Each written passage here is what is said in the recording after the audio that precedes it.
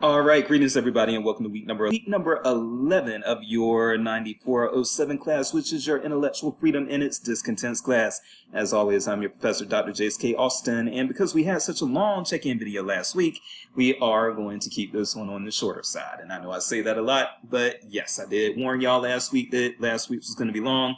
And then also we have a sync session next week, which will be the debate, actually. So you will all have to join me for an hour and a half next week in real time. So I figured this week, why not just have a shorter check-in video where I just do a quick state of the course update, and then I just point you in the direction of some of the things that are going on within the Intellectual Freedom Digest from the American Library Association this week. But I am not going to actually go case by case, point by point within any of the articles. I like to do that, but again, I think y'all need a break after last week, and then also what you're going to have next week. So let's keep it under 20 minutes, and if you speed this up, it'll be even less than that. So let's start with that state of the course update pause.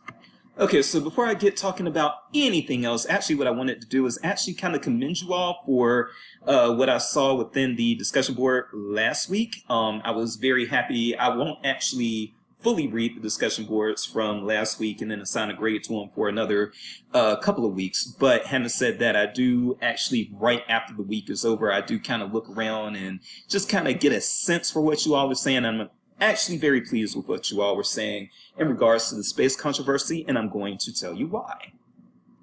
So I think that you all actually, and part of this is that I think that this whole fiasco of what they were incorrectly calling wokeism on the right, but what was going on, this phenomenon that the left had where you really couldn't even say anything without being thought policed by the left. I think that we are starting to exit, or not even starting, I think we are kind of exiting that phase, and I knew it was just going to be a phase because I've seen phases like that before. I'm like a lot of you, I'm old enough to remember right after 9/11, so I'm old enough to remember how the country reacted to 9/11, and at that point it was really the conservatives, the right, who was actually trying to control the national dialogue. You couldn't really say anything without somebody telling you, oh, you're being unpatriotic, why do you hate America, blah, blah, blah, blah, blah.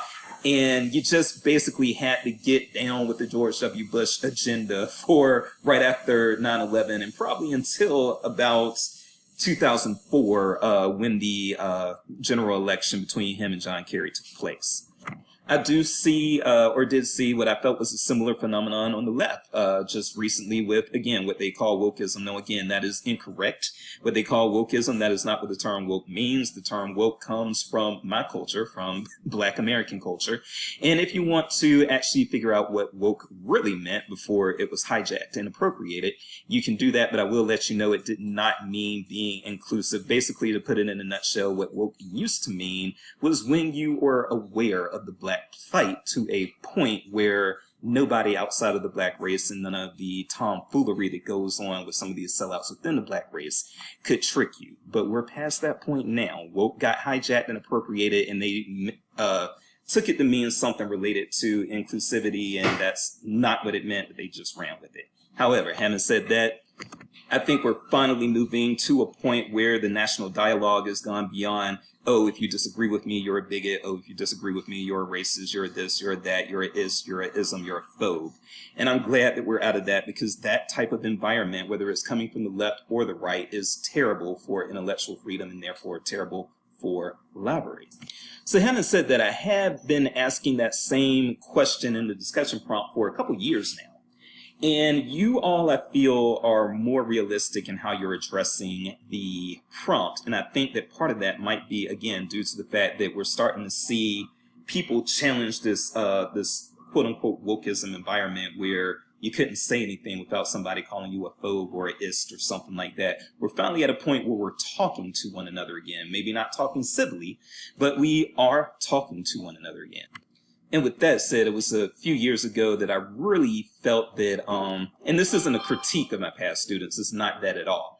I like, you don't have to disagree with me, you're not expected, you don't have to agree with me and you're not expected to agree with me, but I will say that there was a wannabe activist contingent within a lot of my students in the previous falls that I've taught this course. And so you had a lot of people just saying, well, yeah, the Seattle Public Library should have disobeyed their own policies because this is hate speech and it's wrong and we've got to keep it out of our library and they have no right to be there if they're making people uncomfortable, and just really getting into this activist component. And this is why I always tell librarians, you can't front like you're an activist when you actually are paid by and work for the government. There's a difference between activism and advocacy, and when you are actually on the inside, like librarians are, you are an advocate, and you should not act like an activist, because if you do, you actually alienate the taxpayers, and you're accountable to them.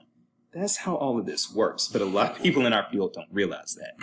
So bringing it back with you all, and I'm not going to call out anybody's specific comment or anything, but I will be, again, in a couple of weeks, finally getting back in, actually thoroughly reading your comments and then also responding to them. But what I will say is that you all seem to have a more realistic picture. You all seem to understand that because the Seattle Public Library is taxpayer funded, there's a limit to how they can deny people space if the people are constituents, people within the community, or taxpaying people. So I think you all are a lot more realistic on the issue. There was a whole lot of, based on my preliminary readings at least, there was a whole lot of, man, I hate what Wolf was actually saying, but at the same time, I don't see how Seattle Public Library could have done anything other than let them use the space. And I completely agree with that, but also those are decisions that I don't want to make. So that's why I am teaching and asking the question instead of being an administrator and having to answer the question. I would much rather ask the question and let you all answer it and see how it is. But with that said, again, I agree with you. And again, I also think that when you start trying to say, well, I'm not going to accept this because it's hate, you're opening the door to people on the other side saying the same.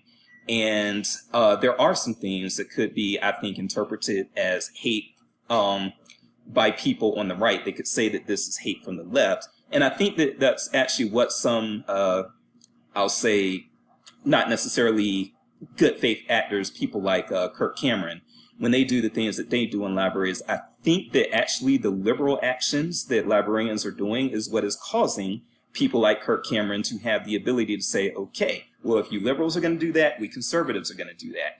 And when you try to be an activist, again, when you're being paid by the government, when you're still trying to act like an activist, when you're still accountable to the tax structure, you're going to end up in a situation where you're going to have to open the door for people like Kirk Cameron, because you have stepped out of the role of advocate and you have betrayed what you should be doing, which is attempting to make things better from the inside as opposed to denying access as a rogue from the inside. Okay? So that's enough of that particular topic, but now let's get into some other things. First of all, you all were supposed to turn in your book reports this past weekend. So the book reports are actually now available. Hold on for a second. My dog is, hold on. So again, you don't have to do it this week, but what I would recommend, the reason why the book reports were put in the discussion board instead of as papers that you turned into me was because I wanted you all to share your book reports with each other. And now that they are all turned in, that's what I am hoping that you will do. Again, not necessarily this week, but I do recommend that at some point before the course ends and you lose access to the course, I recommend that you read the book reports that your classmates did, and that way you can learn about these titles, why they were banned or why they were challenged, and what the fate is of them now. And these, again, are things that are good to know because it helps you know what's going on at with the field. And then also, it's a way to break the ice when you're at places like conferences and things like that, and you're just meeting new librarians and that sort of thing. It's hard to know what to talk about when you meet new librarians, but intellectual freedom is always a good thing to talk about. And when you talk about intellectual freedom, one thing that you're going to be talking about right away if you're in this field is banned books.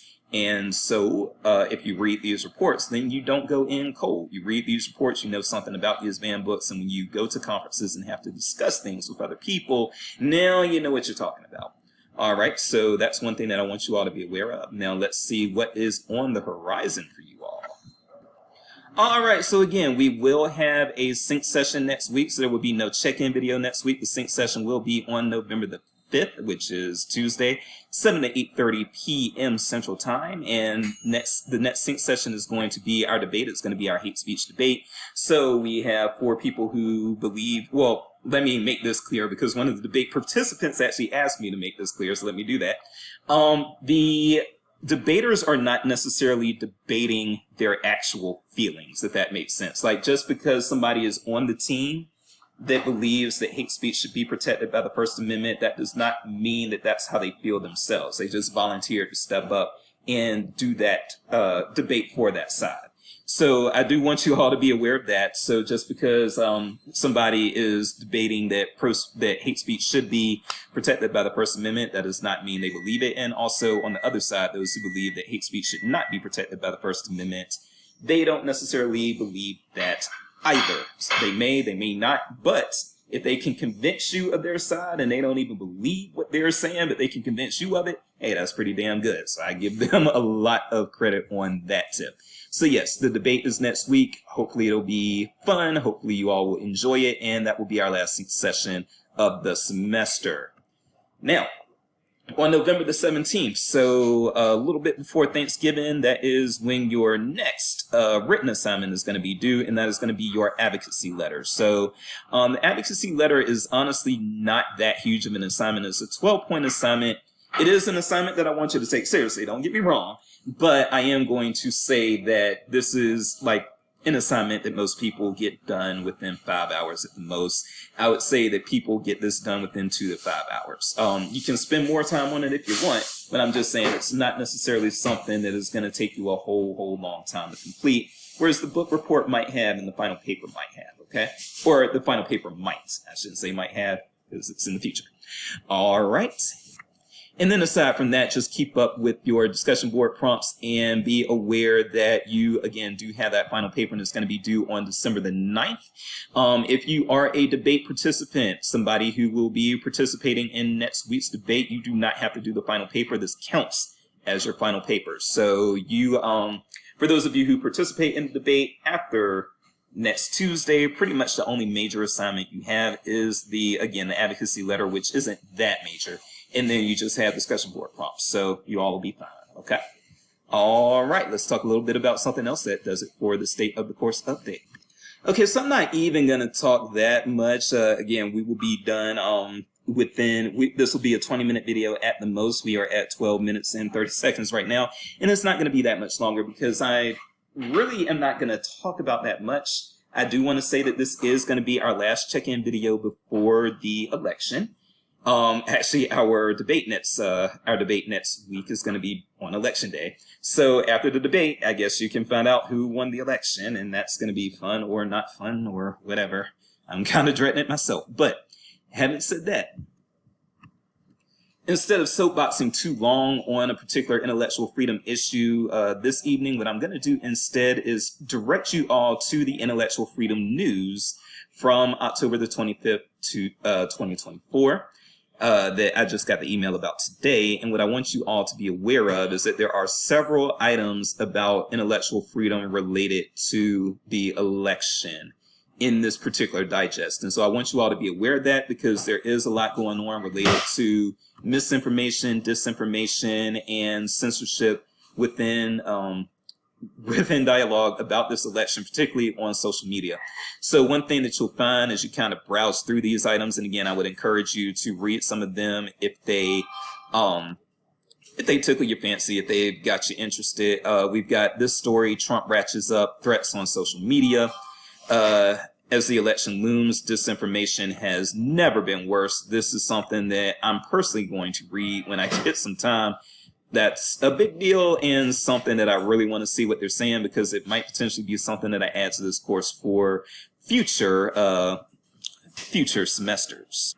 But there are some other things going on here, and they are, again, things that I think that we all do need to be aware of, especially related to what's going on social media. Let me see. There was one that I found and I'm not seeing it right now. Oh yeah, so I do also want you all to be aware that it's not all coming through the right when we're talking about these intellectual freedom issues and how they should be alarming to us. I know that I just pulled out two things that were related to Trump, and I know that some of you are probably Trump supporters, and so I definitely don't want to. I'm not in a position where I should be endorsing or supporting one candidate or the other, and I have no interest in doing that in this classroom. So I also do want it to be known that yes, there are things that are going on with the left as well, including.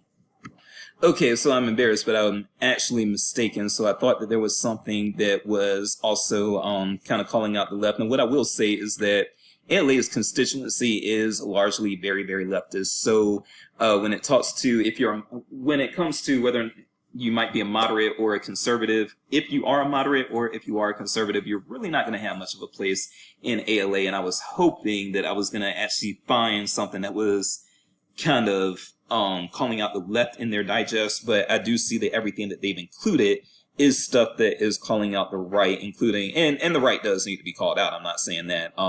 You've got some things that are related to what the Moms of Liberty are doing. You've got something that talks about Meta trying to suppress pro-Palestinian posts, these sorts of things. These are all leftist things, but I do worry. In this case, I do worry now. I'm seeing that there's nothing. It's not just happening on the left. There is no way. It's not just happening on the right. There's no way. It might be worse on the right. But there are actors on the left who are not on the up and up and willing to share all of the information either. And I'm not going to, even as a leftist, I'm not going to get up here and pretend that that is not the case. Okay. But what I want you all to do again is kind of, maybe if you have the time, look at some of the things related to the election in the Intellectual Freedom News Digest for October the 25th, because these are things that you should be aware of. And I would say that these are even things that you might want to make your circle aware of. So I'm not on Facebook anymore, but if I were on Facebook, I would be sharing some of these things. And I do recommend that if some of you are on Facebook and you get political on Facebook, then talking about disinformation related to the election is something that people probably need to know about in your circle. Okay, so really, I think I can leave it right there, and leave it up to you to decide if you want to delve into this particular digest further. Because again, this is going to be our last check-in video before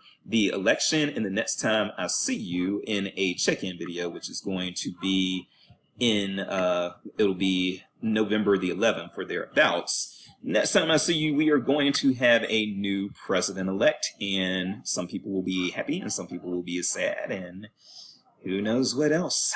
I don't know what happens in the future of this country, but I don't think any of us do.